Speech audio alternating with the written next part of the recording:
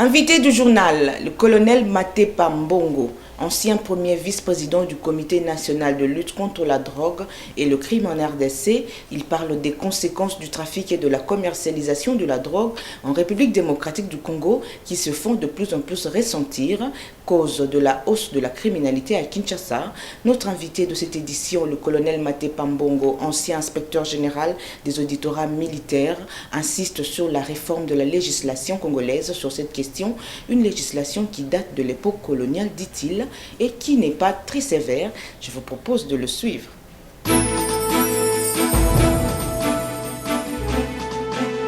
Colonel Maté Pambongo, bonsoir. Bonsoir Madame Nathalie. Vous avez assumé les fonctions de premier vice-président du Comité national interministériel de lutte contre la drogue en République démocratique du Congo. Vous êtes aussi ancien inspecteur général des auditorats militaires, aujourd'hui retraité. Nous vous recevons dans notre émission en qualité d'expert pour parler de ce grand sujet, la consommation et le trafic de drogue, surtout en Afrique, mais aussi en République démocratique du Congo, un pays d'ailleurs qui est classé parmi les pays les plus vulnérables par les Nations Unies. Alors, pouvez-vous nous faire un état des lieux de la situation ? Merci Madame. D'abord, je me réjouis parce que c'est la première fois que je suis reçu au journal d'information. Le problème de l'abus de drogue est un fléau, effectivement. Tous les gouvernements, toutes les organisations nationales et internationales sont préoccupées face à ces crimes. Et c'est pourquoi d'ailleurs ce gouvernement investisse d'énormes moyens financiers, humains, voire matériels, pour lutter contre cet abus.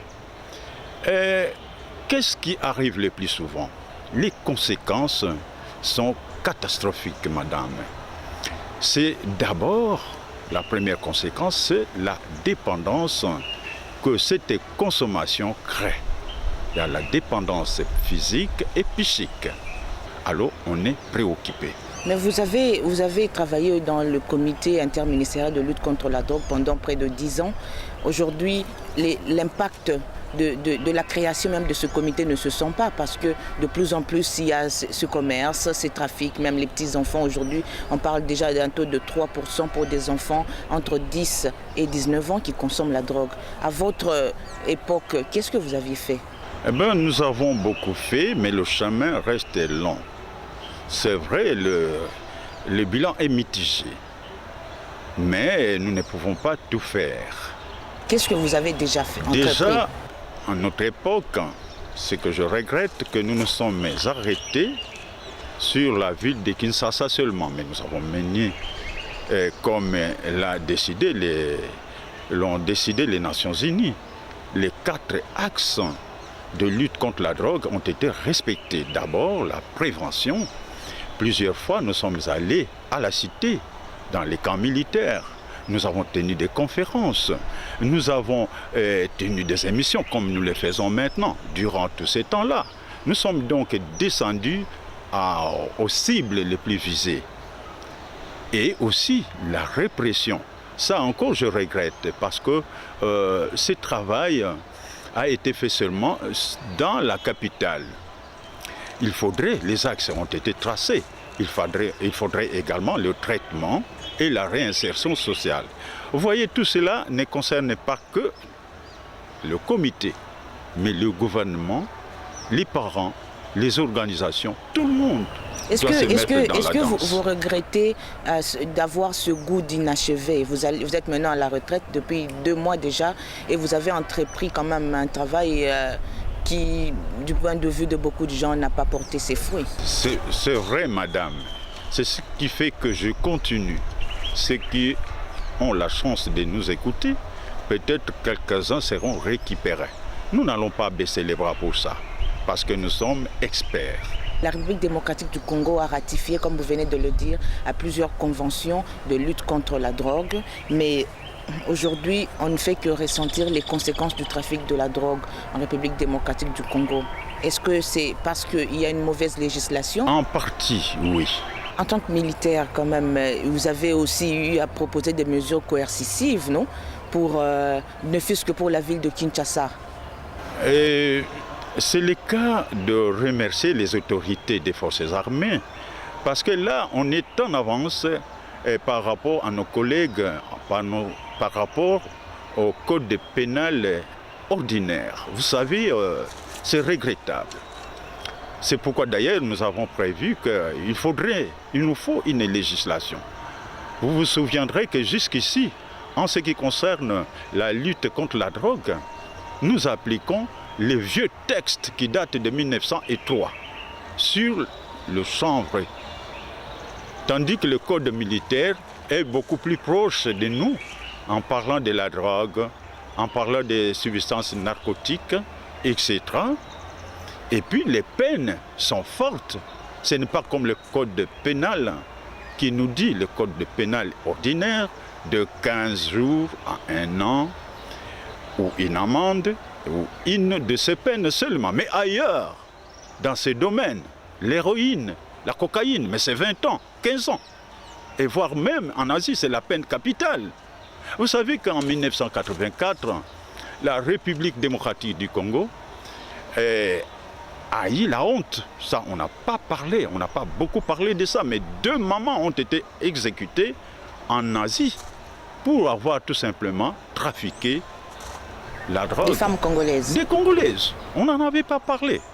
Les conventions dont vous venez de parler tantôt, ratifiées d'ailleurs par la République démocratique du Congo, imposent aussi aux États qui ont signé la mise en place des dispositifs de réduction des risques et de diminution des demandes aussi. Mais aussi, il y a l'association de chaque activité liée aux drogues à une répression ou bien à un dispositif pénal bien déterminé. C'est vrai, il y a un vide. Ce n'est pas seulement dans notre pays, mais on les constate un peu partout en Afrique. Mais si on reste seulement à Kinshasa par exemple, où les ONG ont dénombré près de 2300 sites où on vend de la drogue. La situation ne sera jamais bonne tant que nous n'avons pas fait tout ce que nous pourrons faire. Qu'est-ce qu'on devrait faire? Eh bien, nous devons d'abord, je parle de la législation. Je parle également, chacun doit avoir sa part. D'abord, les parents ne doivent pas abandonner l'éducation, la formation de leurs enfants, les religieux, les écoles, mais les gouvernements également. Donc les difficultés aussi, l'État doit faire sa part des choses. Donc vous pensez que la pauvreté a aussi oui.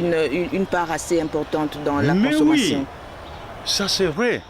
Ces drogués traduit le plus souvent une difficulté, voire une incapacité d'intégration sociale et renvoie fréquemment, d'après la psychologie, voyez-vous, clinique, à des personnalités mal structurées. Où est la responsabilité de l'État dans ce que vous dites? Je venais de vous dire. L'État congolais met quand même les moyens. Il y a eu le comité justement où vous aviez été premier vice-président, où on vous a donné l'occasion d'aider justement et de proposer des pistes de solutions. Vous en sortez 10 ans après sans peut-être solution aussi. Parmi les 4 axes, il y a ce qu'on appelle le traitement. Mais le traitement seul ne suffit pas, la réinsertion. C'est-à-dire que quelqu'un qu'on suppose être traité doit également travailler. Sinon alors, il rechute. Et travailler signifie qu'il faudrait créer des emplois. Ça, c'est l'État. Colonel, où en est la République démocratique du Congo actuellement en ce qui concerne la collaboration avec les institutions des Nations Unies dans leurs activités de contrôle de drogue? Eh bien, à partir du moment où nous avons ratifié plusieurs conventions, nous sommes tenus. Nous sommes tenus. Mais les conventions, la Convention unique sur les stupéfiants de 1961, telle que modifiée par le protocole d'accord, nous l'avons ratifiée. La Convention sur les substances psychotropes de 1971 ratifiée, la Convention contre le trafic illicite de stupéfiants et de substances psychotropes ratifiée. Je remercie, c'est le cas de remercier la Troisième République parce qu'on a ratifié plusieurs conventions en peu de temps. Et même la Convention contre la criminalité transnationale, ratifiée en 2000, la Convention de Palerme. C'est là où il y a plusieurs protocoles. Le blanchiment de l'argent, de la drogue, la corruption, traite de femmes et tout consort là.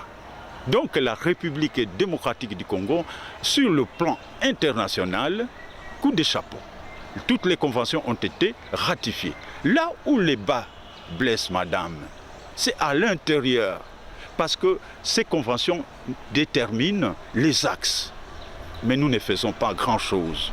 Normalement, nous devons nous doter d'une législation digne. Est-ce que vous pensez à ce sujet qu'il y a une complicité quand même sur le plan interne? Non, la complicité, dire ça, non.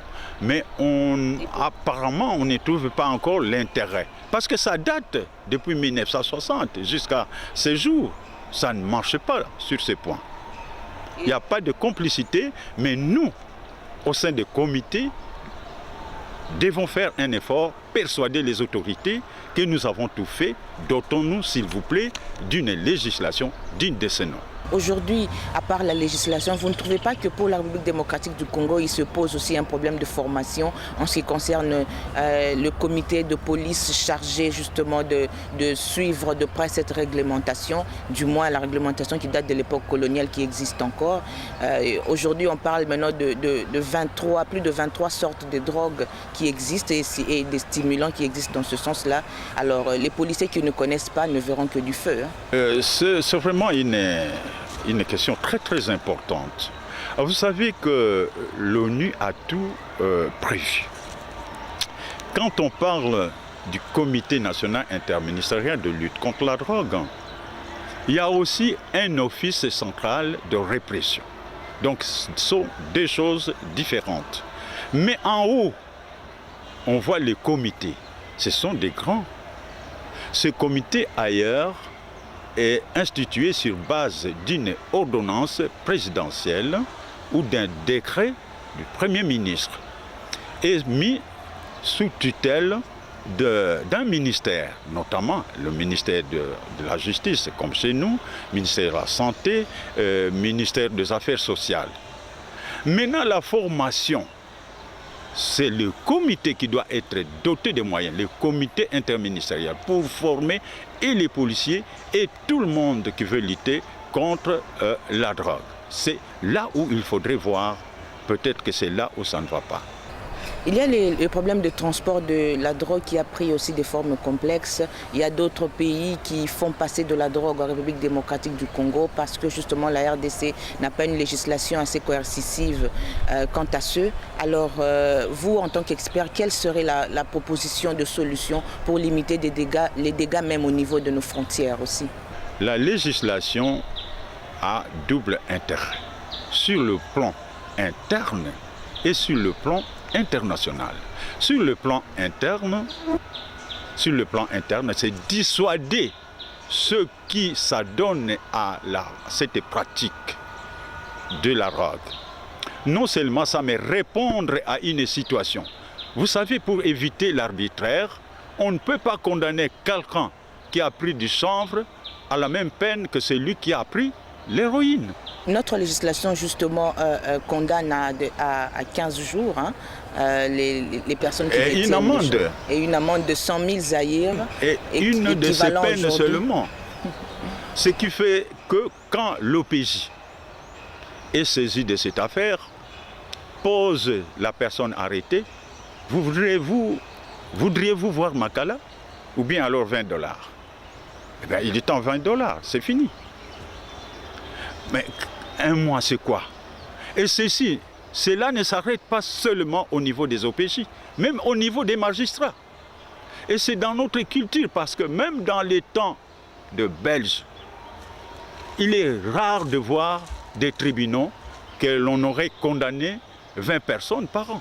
Mais il y a aussi le problème, il y a certains policiers qui saisissent ces drogues, mais après qui les utilisent eux-mêmes aussi. Vous étiez à l'auditorat militaire, vous êtes certainement au courant de ça. Et dire que les militaires et les policiers n'utilisent pas de la drogue, je ne peux pas le confirmer. Mais ce qui est important, ce n'est pas de pécher, mais de savoir se relever. Ça, c'est très très important. Et aussi que la population se demande quelles qualités des enfants envoient-elles à l'armée et à la police. Nombreux ont connu la drogue quand ils étaient encore dans leur maison. Mais là, pour avoir mis l'uniforme, mais ils se trouvaient encore super. Donc, les parents ont une grande responsabilité. J'ai entendu même certains parents dire « Toi, tu fais toujours ça. Tu vas voir, tu vas entrer dans l'armée. Mais cet homme déjà, vous le voyez ce qu'il fera. Mais vous souhaitez qu'il devienne militaire, alors que c'est un métier noble. Mais que fera-t-il? Où nous en sommes? Actuellement, on trouve des problèmes de violence sexuelle. Les militaires le font, les policiers aussi, les civils encore plus. Donc nous devons sensibiliser, éduquer. La prévention doit rester notre cheval de bataille.